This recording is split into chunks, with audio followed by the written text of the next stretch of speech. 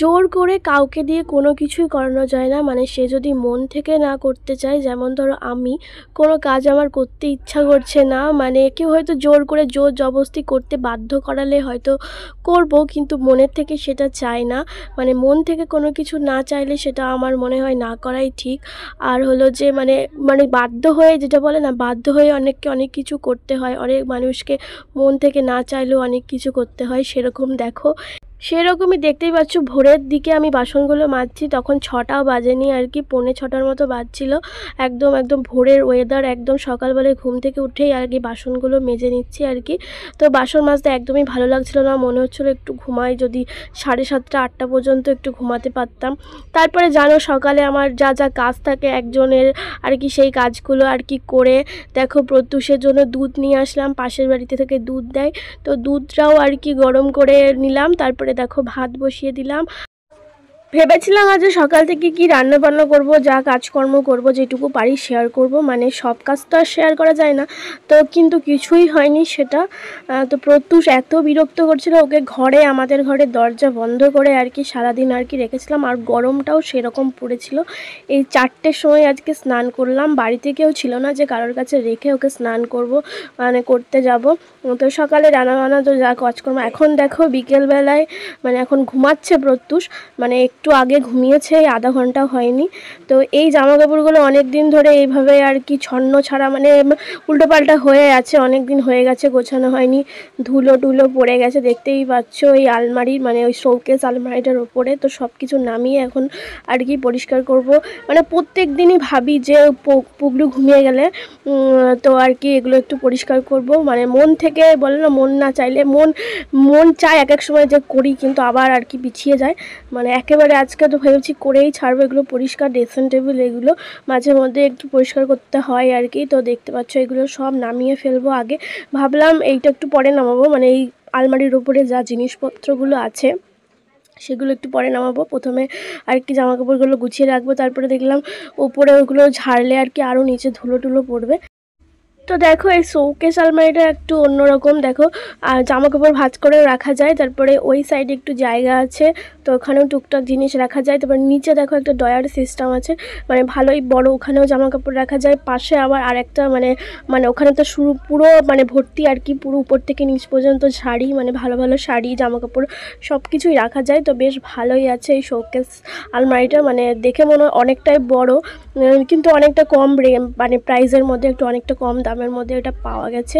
আর এই নাইটিটা আমি আগে পরতাম, যেটা দেখতে পাচ্ছ পরিষ্কার করছে, ওটা দিয়ে ছিঁড়ে গেছে, অনেক দিন পরেছি। দুটো নাইটি প্রায় একরকম ছিল, শুধু কালারটা আলাদা আর কি। তো দুটো নাইটি আর কি নষ্ট হয়ে গেছে, মানে আমার ছেলে হওয়ার আগের থেকে পরছিলাম। আর এই দেখো এখন বারণ দিয়ে পেছনের আর কি যে ঝুলগুলো হয়েছে, হালকা হালকা, বেশি না, তো সেইগুলোই আর কি একটু ঝেড়ে নিচ্ছি, সেরকম একটা মানে পেছনে যেটুকু আর কি ঝাড়া যায় পেছনে জামা কাপড়গুলো। তারপরে দেখো এখন তো গরম পড়ে গেছে, শীতের জামা কাপড় সব আর কি কেচে কুচে ভরা হয়ে গেছে, সেজন্য আর কি জামা কাপড়টা অনেকটাই কম আর কি। আর এইগুলো কিছু কিছু জামা কাপড় রেখে দিলাম। ইচ্ছে আর বুদ্ধি থাকলে সব কিছু করা যায়, মেন হলো বুদ্ধি। তো বুদ্ধি থাকলে তুমি যে কোনো পরিস্থিতি থেকে বাইরে বেরিয়ে আসতে পারবে, সব কিছু থেকে। আর ইচ্ছে তো তার সাথেই আছেই। তো এই যে আমার আলনা গোছানো কমপ্লিট।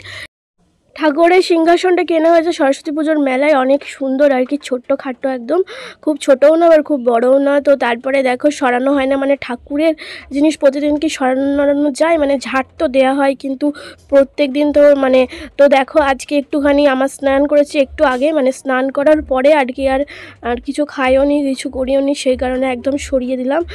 তো ভাত টাত কিছু খাইনি, সেই কারণে দেখো এখন আর কি মানে সিংহাসনটা সরিয়ে একটু ওই ভিতরের দিকে ঝাড় দিয়ে দিলাম। আর ওই মানে ওই বালতিটায় আছে প্রত্যুষের জামা কাপড়, আর প্রদীপটা উল্টে পড়ে গেছিলো মানে এটা সরানোর সময়। আর ঘরের তো টিনের ঘরে আর কি মানে ধুলো একটু বেশি হয়, ধুলো টুলো বাঁশের আর কি। তারপরে গাড়ি ঘোড়া তো চলেই, পাশেই রাস্তা, মানে কোন দিক দিয়ে ধুলো ঢুকে যায় তাও তো নিজেও জানি না। তাও আমাদের বাড়িটা একটু ভিতরের দিকে, আর টিভি কেনা হয়েছে, টিভিটা দেখো ওই যে আমাদের ওই টিনের সাথে আর কি দিয়ে দিয়েছে, মানে ও নিজেই লাগিয়েছে। তো বেশ ভালোই লাগছে ওখানটায় লাগিয়ে আর কি, মানে টিভিটা ওখানে রেখে আর কি। প্রথমে দুদিন আর কি এই বাক্সটার উপরে, মানে দেখতে পাচ্ছ টিনের বাক্সটা, ওইখানে দুদিন আর কি হয়েছে। তারপরে জিনিসপত্র কিনে নিয়ে আসা হয়েছে, তারপরে মানে যা যা লাগে আর কি ওটা ঠিকঠাক করে লাগাতে আর কি টিভিটা। তারপরে ওই যে টিনের দেওয়াল, মানে দেওয়াল তো না, টিনের ওইখানে বেড়াতে লাগিয়ে দিয়েছে। তোমরা দেখো সন্ধে হয়ে গেছে প্রায়, তাই আমি ঘরটার ঝাড় দিয়ে নিচ্ছি, মানে ধুলো টুলো বেরোলো এক গাদা। তারপরে সন্ধ্যের পরে প্রত্যুষ ঘুম থেকে উঠে পড়েছে, মানে কোনো কাজ একভাবে করা হয় না। তো এই দেখো এখন ড্রেসিং টেবিলটা একটু ঠিকঠাক করে রাখবো, সব কিছু নামিয়ে, মানে উপরের ওগুলো অতটা নামাবো না, এই নিচের দুটোই আর কি নামাবো। এগুলো বেশি আর কি নোংরা হয়ে গেছে, ধুলো হয়ে গেছে নোংরা থেকে বেশি।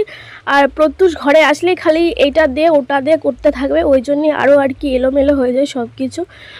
তো এই যে দেখো, আর কাচের আয়নাটার মানে খুবই খারাপ অবস্থা, আয়নাটা অতটা ভালো না। আর এই ড্রেসিং টেবিল আর কি বেশ সুন্দরই ছিল, কিন্তু এখানে না জল গরম বসায় আর কি কারেন্টে, তো সেই জলটা যখন ফোটে না, তখন এগুলো তো আর কি সেই প্লাইবোর্ডের মানে কাঠের, তো সে জল লেগে লেগে অনেকটা ফুলে ফেপে উঠেছে আর কি।